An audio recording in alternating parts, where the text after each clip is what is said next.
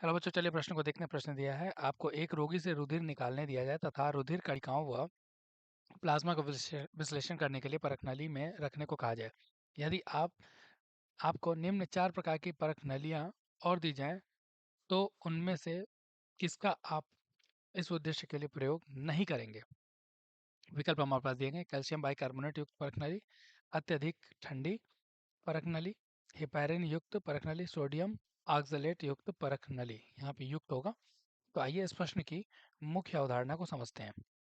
मुख्य अवधारणा मुख्य अवधारणा की अगर हम बात करें तो हम यहाँ पे बात करेंगे स्कंदन कारक से संबंधित है, या हम कह सकते हैं रक्त का रक्त संबंधी प्रयोग से संबंधित है।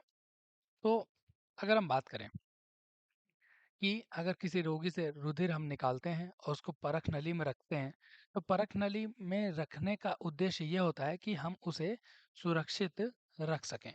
और उसको सुरक्षित रखने के क्या-क्या पैरामीटर होते हैं उसकी अगर हम बात करें तो कैल्शियम बाइकार्बोनेट युक्त परख नली हमसे पूछा गया कौन सा नहीं करेंगे। अत्यधिक ठंडी, हेपेरिन युक्त, सोडियम ऑक्सलेट। तो आइए हम इसे समझने का प्रयास करेंगे। सोडियम और हेपेरिन जो होते हैं यह प्राकृतिक प्राकृतिक प्रतिस्पंदन कारक होते हैं। प्रतिस्पंदन कारक यानी यह रुधिर के थक्का बनने से थक्का बनने से रोकते हैं ये। तो इनका प्रयोग हमें करना ही करना पड़ेगा।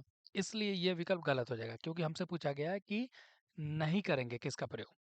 ठंडी परख नली, तो ठंडी परख नली अगर नहीं होगा तो तापमान अगर अनुकूल नहीं मिलेगा तो रक्त के जो घटक होते हैं उन्हें खराब होने की संभावना बढ़ जाती है। इसलिए ये भी उत्तर गलत होगा। कैल्शियम बाइकार्बोनेट युक्त परख नली, ये हमारा सही उत्तर होगा कि हम इसका प्रयोग नहीं करेंगे, क्योंकि जो कैल्शियम बाइकार्बोनेट की अगर हम कैल्शियम वाले भाग की बात करें तो यह एक प्रकार का स्कंदन कारक के रूप में कार्य करता है। और ऐसे परख नली का यूज करने से यानी उपयोग में लाने से जो रक्त होता है वो स्कंदित हो जाता है, जिससे कि प्रयोग सफल नहीं हो पाता है। इसलिए हमारे प्रश्न का सही उत्तर है विकल्प ए। आशा करते हैं इस प्रश्न का उत्तर आपको समझ में आया होगा। धन्यवाद।